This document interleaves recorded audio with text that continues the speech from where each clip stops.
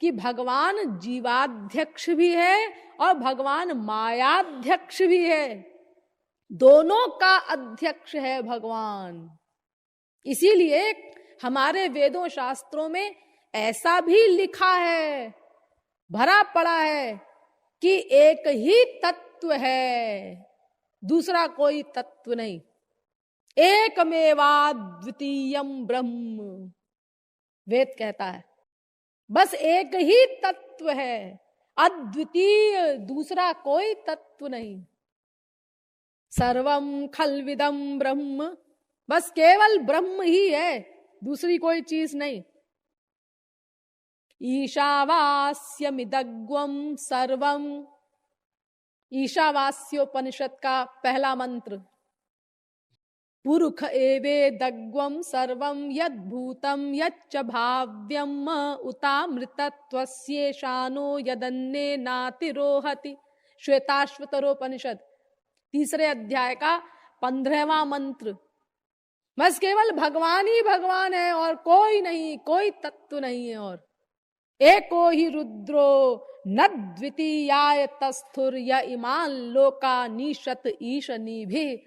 श्वेताश्वतरोपनिषद तीसरे अध्याय का दूसरा मंत्र।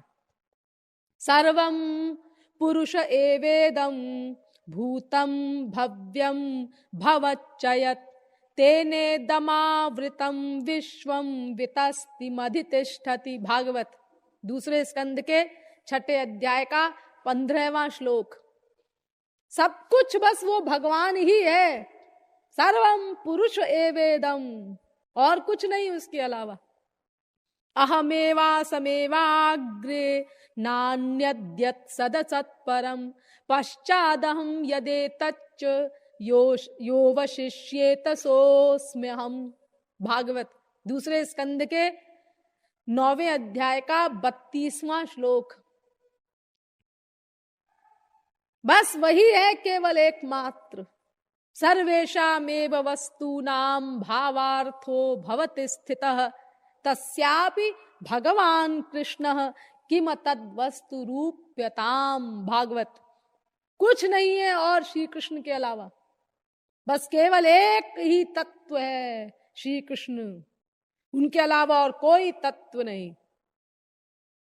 ऐसा भी कहते हैं शास्त्र।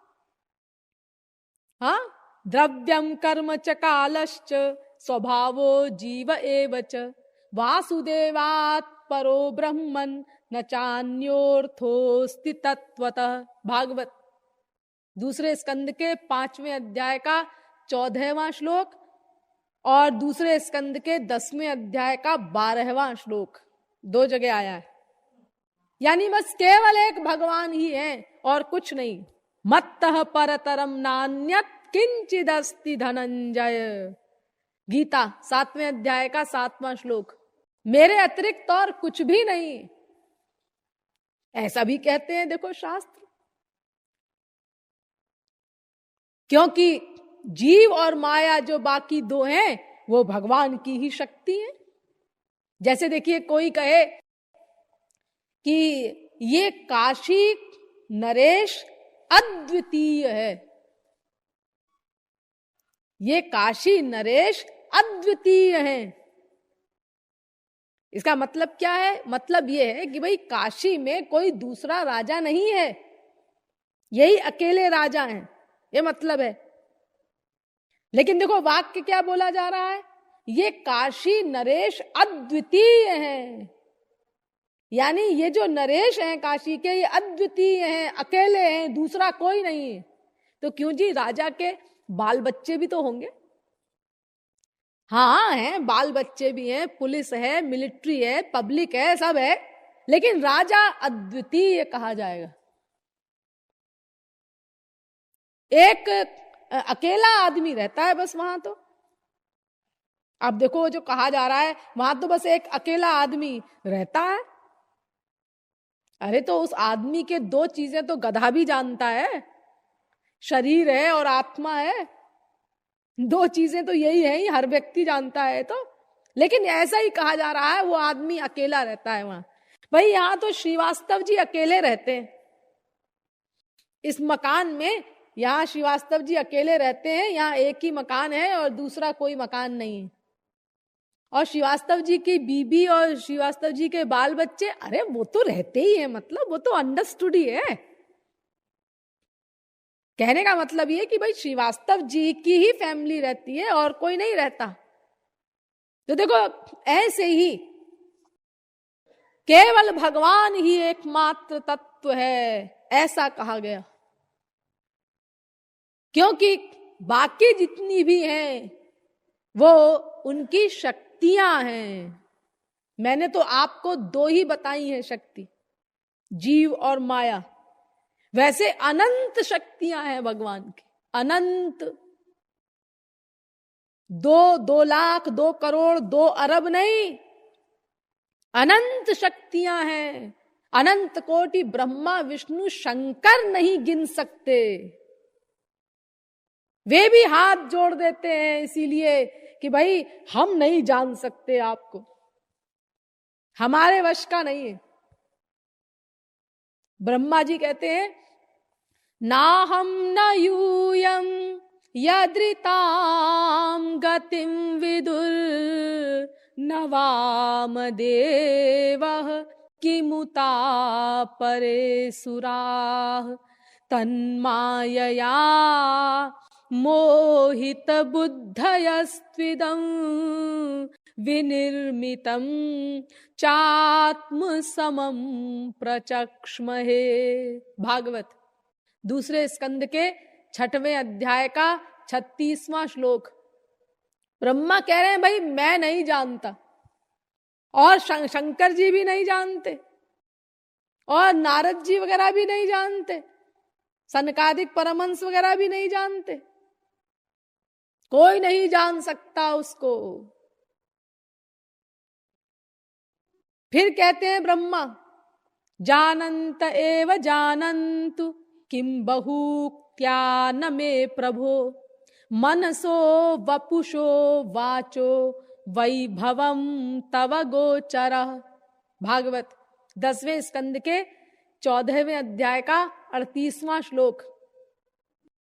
ब्रह्मा कह रहे हैं भाई जो लोग ऐसी बकवास करते हैं कि हम जान सकते हैं भगवान को, वो जानते रहे, यानी बकबक करते रहे, मैं तो नहीं जान सकता। देखिए ब्रह्मा जी जब भगवान की नाभि से प्रकट हुए कमल के नाल के द्वारा, आस्थाय योगं निपुणं समाहितस् तम नाध्य गच्छन् यत आत्म संभवः। भागवत दूसरे स्कंद के 6वें अध्याय का 34वां श्लोक। जब ये प्रकट हुए, ब्रह्मा कह रहे हैं कि जब मैं भगवान की नाभि से और कमल की नाल के द्वारा पैदा हुआ, प्रकट हुआ, तो मैं सोचने लगा कि मैं कहां से आया हूं, आया कहां से हूं मैं। तो मैं योग के द्वारा उस कमल की नाल में घुस गया, पता लगाने के लिए कि ये मैं आया कहां से हूं, इसका ओरिजिन कहां से है, मेरा जनक कौन है। और मैं घुसता चला गया। संवत्सर सहस्रांते धिया योग विपक्वया। भागवत तीसरे स्कंद के 6वें अध्याय का 38वां श्लोक। देवताओं के 1000 वर्ष तक ब्रह्मा जी उस कमल की नाल में घुसते चले गए, लेकिन थाह नहीं पा सके, नहीं जान सके। फिर भगवान ने कृपा करके अपना ज्ञान कराया, दया करके, तब ब्रह्मा जी ने जाना। यावानहम यथा भावो यद्रूप गुण कर्मकः तथैव तत्व विज्ञान मस्तुते मदनुग्रहात्। भागवत दूसरे स्कंद के 9वें अध्याय का 31वां श्लोक। भगवान ने कहा, कृपा की ब्रह्मा जी के ऊपर कि मैं जो हूं और जो मेरे गुण हैं, जो मेरे रूप हैं, जो मेरे कर्म आदि हैं, वो मेरी कृपा से उन सबका तुमको ज्ञान हो। मद अनुग्रहात, उसी रूप में तुमको ज्ञान हो जाए। तब ब्रह्मा जी को ज्ञान हुआ, अपनी बुद्धि के द्वारा नहीं हुआ, अपनी शक्ति से नहीं हुआ। अपनी शक्ति से कोई नहीं जान सकता। शंकर जी भी कहते हैं, ना हम विरिंचो न कुमार नारदौ न ब्रह्मपुत्रा मुनयः सुरेशाः। भागवत 6वें स्कंद के 17वें अध्याय का 32वां श्लोक। शंकर कह रहे हैं, भगवान शंकर, न मैं जानता हूं, न ब्रह्मा जानते हैं, ना नारद वगैरह सनकादिक कोई नहीं जानता उसको। ये देखो, भगवान ब्रह्मा के वाक्य, शंकर के वाक्य, विष्णु के वाक्य, त्वमेव वेत्थ त्वाम सम्यक योसि सोसि महेश्वर। भाई तुम जो हो सो हो, तुम ही जानो, हम तो नहीं जान सकते। जैसे संसार में कोई मजाक बनाता है ना किसी बहुत बदमाश आदमी का, बहुत फितरती आदमी का, तो कहता है भाई तुम्हारी गति तुम ही जानो। ऐसे बोल रहे हैं ये लोग भगवान से, योसी सोसी महेश्वर, आप जो हैं सो हैं भाई, आप ही जाने, हमारे वश का नहीं है आपको जानना। और जब इनके वश का नहीं है, अतो भगवतो माया मायिनामपि मोहिनी यत् स्वयं चात्म वर्त्मात्मा न वेद किमुता परे। भागवत 3 स्कंद के 6वें अध्याय का 39वां श्लोक। यानी जग पे खन तुम देखन हारे, विधि हरि शंभु न चावन हारे, तेऊ न जानहि मरम तुम्हारा। जब ये लोग हार मान रहे हैं कि हम नहीं जान सकते भगवान को, तो और तुम ही को जानन हारा, तो भला और कौन जानेगा? हाँ, इनसे नीचे सरस्वती बृहस्पति ये जानेंगे क्या? हे तुम लोग चुप रहना, शांत रहना, जब हम नहीं जान पा रहे हैं तो तुम क्या जानोगे? और फिर ये जो मृत्युलोक के गधे हैं, MA PhD डीलिट वगैरह, ये भी सोचते हैं हम भी कुछ हैं। हाँ, वो ऐसा है ना कि जब रात में सूर्य नहीं होता तो चंद्रमा कहता है मैं प्रकाशक हूं, मैं सारे संसार को प्रकाशित कर रहा हूं। और जिस रात में चंद्रमा भी माइनस हो तो तारे कहते हैं हम प्रकाशक हैं, हम प्रकाशित कर रहे हैं। और जिस रात में तारे भी माइनस हो तो जो खद्योत होता है ना, जुगनू, हाँ, वो कहता है मैं प्रकाशक हूं। तो ऐसे ही ये जुगनू की तरह है ये हम लोग संसार के डिग्रीधारी।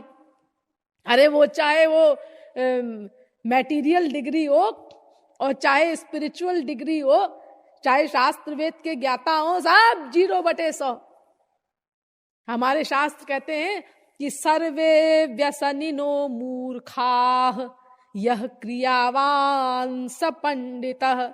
ये व्यसन है सबको, व्यसन, रोग। जैसे एक गवैया है, वो अपना गले से सारे गामा निकाल करके दिन भर आ करता रहता है, उसी की प्रैक्टिस करता रहता है। जैसे एक व्यक्ति ने अपना तमाम कलाबाजी सीख करके और उसकी प्रैक्टिस कर करके और सर्कस में अपना वो नट बन गया, ऐसे ही अपनी अपनी प्रैक्टिस है। एक ने शास्त्र वेद रट लिए, इससे क्या होगा? इनसे होगा क्या? अरे पढ़ने की हद समझ है, समझन की हद ज्ञान, ज्ञान की हद हरि नाम है, और प्रेम नाम हद जान। कबीरदास जी ने कहा है। अरे उसका वास्तविक सेंस ये है कि प्रेम पैदा हो भगवान के लिए, तब वो ज्ञान सार्थक है। पोथी पढ़ी पढ़ी जग मुआ और पंडित भया न कोय, ढाई आखर प्रेम का पढ़े सो पंडित होय।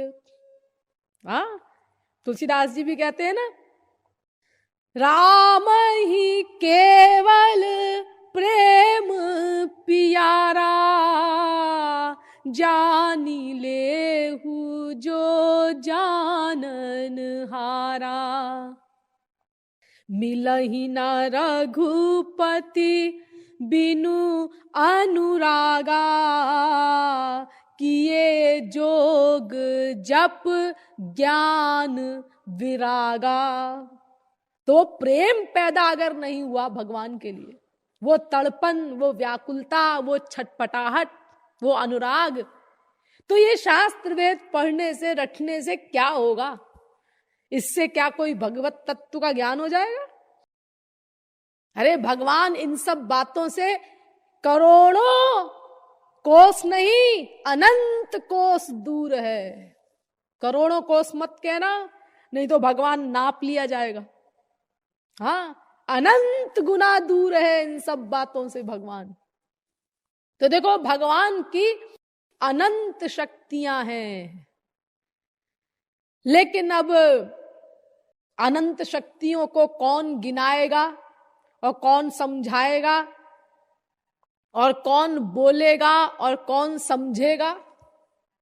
इसीलिए संक्षेप में जीवों को समझाने के लिए दो शक्तियां बता दी भाई, एक माया शक्ति और एक जीव शक्ति। कि शक्तियां तो अनंत हैं और एक एक शक्ति की अनंत अनंत शाखाएं हैं, उनको भला कौन समझेगा, कौन सुनेगा? तो संक्षेप में दो शक्तियां बता दी, एक जीव शक्ति और एक माया शक्ति।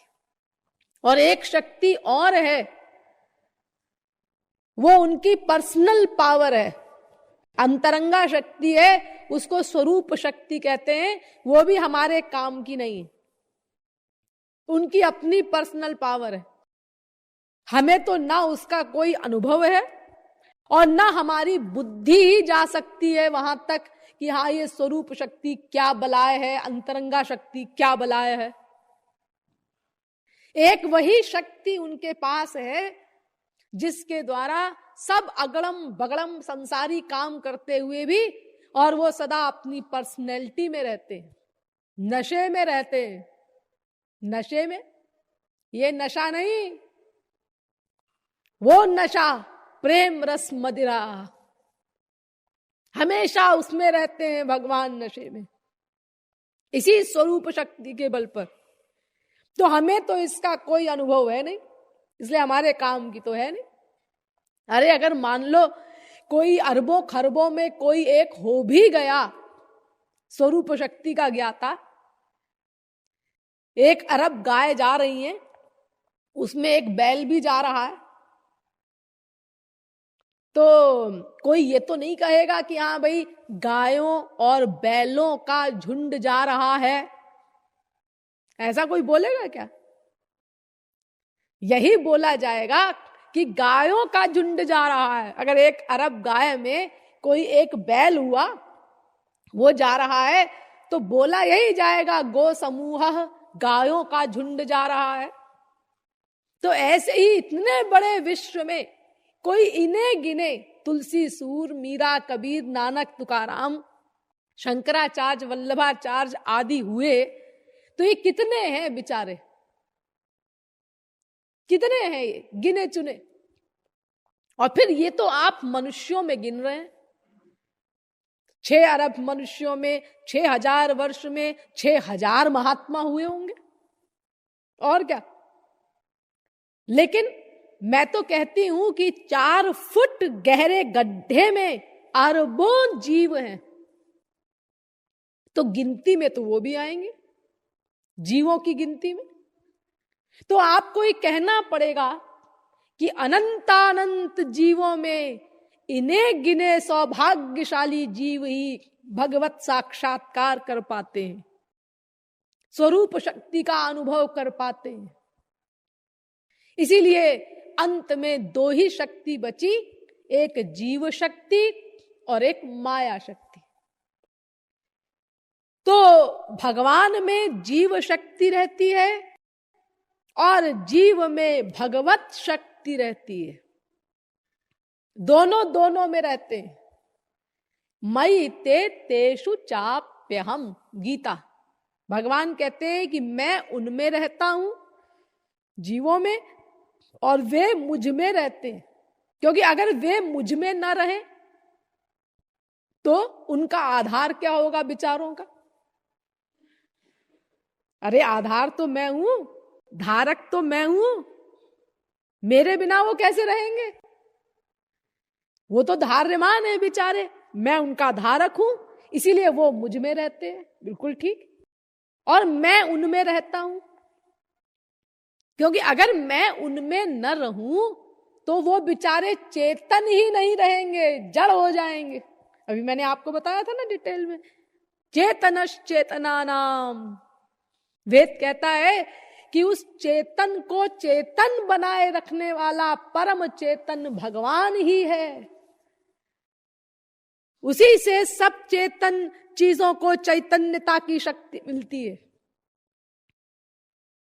तो अगर मैं उनमें न रहूं, जीवों में, तो बेचारे चेतन ही नहीं रहेंगे, वो तो जड़ हो जाएंगे। और फिर उनकी देखने की शक्ति, सुनने की शक्ति, सूंघने की शक्ति, स्पर्श की शक्ति, ये सब मैं ही तो देता हूं। ये पावर सारी मैं देता हूं उनको। यद वाचा नभ्युदितम येन वागभ्युद्यते तदेव ब्रह्म त्वं विद्धि नेदम यदिदम उपासते। यन मनसा न मनुते ये नाहुर मनोमतम तदेव ब्रह्म त्वं विद्धि नेदम यदिदम उपासते। यच्चक्षुषा न पश्यति येन चक्षुग्वंशि पश्यति तदेव ब्रह्म त्वं विद्धि नेदम यदिदम उपासते। यच्छ्रोत्रेण न शृणोति येन श्रोत्रमिदग्वं श्रुतं तदेव ब्रह्म त्वं विद्धि नेदम यदिदम उपासते। यत् प्राणेन न प्राणिति येन प्राणः प्रणीयते तदेव ब्रह्म त्वं विद्धि नेदम यदिदम उपासते। केनोपनिषद पहले खंड का चौथा, पांचवा, छठा, सातवां एवं आठवां मंत्र। यानी हमारी सब इंद्रियों में, मन में, बुद्धि में अपना अपना कार्य करने की शक्ति भगवान से ही आती है। वो शक्ति देते हैं, तब ये इंद्रिय, मन, बुद्धि अपना अपना काम करने में समर्थ होती। शक्ति दाता वो है। इसीलिए देखिए भगवान को शास्त्रों, वेदों में कर्ता कहा गया है। मैंने एक दिन डिटेल में आप लोगों को इस टॉपिक के ऊपर समझाया था कि हम लोग जो ये कहते हैं कि भगवान ही सब कुछ कराता है, भगवान ही सब कुछ कराता है, ये जिस सेंस से हम कहते हैं उस सेंस से भगवान करता नहीं है। हम तो अपने बुरे कार्यों का जिम्मेदार भगवान को ठहराना चाहते हैं, ये कह करके कि भगवान ही सब कुछ कराता है। तो भगवान करता है, ये ठीक है, ये शास्त्रों में वाक्य लिखा है। लेकिन भगवान कैसे करता है? भगवान केवल हमारी इंद्रिय, मन, बुद्धि में तत् कर्म करने की शक्ति देता है। लेकिन उस शक्ति का उपयोग हमारे हाथ में है। हम उसका क्या उपयोग करते हैं, उसके लिए भगवान जिम्मेदार नहीं। और जैसा हम उस शक्ति का उपयोग करते हैं उसके अनुसार हम फल पाते हैं।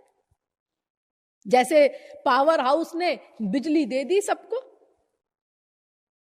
अब पावर हाउस से बिजली जा रही है प्रत्येक घर में। लेकिन अब आप उस बिजली का क्या उपयोग कर रहे हैं? ये तमाम प्रकार के जो वर्क हो रहे हैं बिजली से, कहीं वो बल्ब जला रही है, कहीं हीटर चला रही है, कहीं एयर कंडीशनर चला रही है, कहीं पानी ठंडा कर रही है, कहीं पानी गर्म कर रही है, कहीं ऊपर ले जा रही है लोगों को, कहीं नीचे ला रही है, कहीं घुमा रही है। ये अनेक प्रकार के जो बिजली के वर्क हो रहे हैं, ये आप कर रहे हैं। पावर हाउस ने तो बिजली दे दी आपको, बस अब आप उसका इच्छा अनुसार उपयोग करिए, अपनी हैसियत के अनुसार, अपनी इच्छा के अनुसार आप उसका उपयोग करिए। अब अगर आप उसका दुरुपयोग करते हैं, बिजली के तार को पकड़ करके और मर जाते हैं, तो उसका जिम्मेदार पावर हाउस नहीं है। कि आप कहें भाई पावर हाउस अगर बिजली ना देता तो मेरा बेटा ना मरता। अरे तो पावर हाउस ने तो आपकी सुविधा के लिए बिजली दी थी, वो तो उपकारी है। कितनी ही ठंड हो और बिजली पावर हाउस की कृपा से आप अपना आराम से कमरा गर्म करके बैठे हुए हैं। कितनी ही गर्मी हो, पावर हाउस की कृपा से आप अपना ठंडक में बैठे हुए हैं। उसने तो आपके आराम के लिए दी। उसने कब कहा था कि तुम हमारी दी हुई चीज का दुरुपयोग करो, बिजली का तार पकड़ करके और मर जाओ? उसकी जिम्मेदारी पावर हाउस पे नहीं। तो इसी पावर हाउस की तरह भगवान हमारी इंद्रिय मन बुद्धि में अपना अपना कर्म करने की शक्ति देता है, लेकिन उसका उपयोग हम किस रूप में करते हैं, क्या कर्म करते हैं, इसकी जिम्मेदारी भगवान के ऊपर नहीं है। इसके जिम्मेदार हम स्वयं हैं। कर्म की स्वतंत्रता हमारी अपनी है और कर्म शक्ति भगवान से मिलती है। कर्म शक्ति दाता हरि गोविंद राधे, याते हरि को कर्म करता बता दे। कर्म शक्ति मात्र दे गोविंद राधे, कर्मों में स्वतंत्र सब जीवों को बना दे। राधा गोविंद गीत। तो भगवान केवल शक्ति देते हैं। अगर वो शक्ति ना दे तो देखो ये हमारी आंख है, हाँ ये क्या है? ये बिल्कुल जैसे कोई कांच का टुकड़ा होता है ना। देखो पृथ्वी पर आपने देखा होगा कांच के टुकड़े पड़े रहते हैं, शीशे पड़े रहते हैं यहां वहां। बस ऐसे ही हमारी आंख होती। कुछ नहीं कर सकते थे हम इससे। जो हम इसका उपयोग कर रहे हैं, देख रहे हैं, ये देख नहीं सकती थी। अगर भगवान ने शक्ति ना दी होती तो ये केवल एक कांच का टुकड़ा है बस। लेकिन भगवान ने इसका कनेक्शन जोड़ दिया मन बुद्धि से, और उनका भी कनेक्शन जोड़ दिया आत्मा से। देखो कमाल, कितना सूक्ष्म जगत काम कर रहा है ईश्वर का। और वो गवर्नमेंट कहीं दिखाई नहीं पड़ती, ना कोई मशीन दिखाई पड़ती, और सब काम हो रहा। यानी ये ऑटोमेटिकली जो शब्द सुनते हैं ना आप लोग, ऑटोमेटिक, ये बस केवल भगवान के यहां ही दिखाई देता है। संसार में कोई चीज नहीं है ऑटोमेटिक, क्योंकि संसार में तो कोई घड़ी जिसको आप ऑटोमेटिक कहते हैं, ये एक दिन बनी, किसी ने बनाई उसको, हाँ, और एक दिन वो खराब भी होगी, हाँ होगी, तो फिर वो ऑटोमेटिक कहां रहे? ऑटोमेटिक केवल भगवान की मशीन है बस, और कहीं कोई ऑटोमेटिक नहीं है। इतने बड़े शरीर में वही मशीन वर्क कर रही है, और इस शरीर को हटाओ, दूसरा शरीर मिला, तो ये सारी मशीन, ये सारे वर्क, सारे संस्कार, सारे हमारे कर्म, सब पूरा का पूरा हिसाब किताब, और वो दूसरे शरीर में प्रवेश कर गया। पूरी की पूरी मशीन, सब हमारे धर्म सब संयुक्त, सब संस्कार, सब कर्म, ये सब की सब मशीनरी, और देखो बिना किसी के देखे और दूसरे शरीर में प्रविष्ट हो गई। सोचो, पूरा रोकड़, बाकी पूरा हिसाब किताब साथ में लेकर के, और दूसरी मां के पेट में प्रविष्ट हो गए। कैसा कमाल है, सोचिए उस स्पिरिचुअल गवर्नमेंट का। तो जीव में भगवान रहते हैं और भगवान में जीव रहते हैं।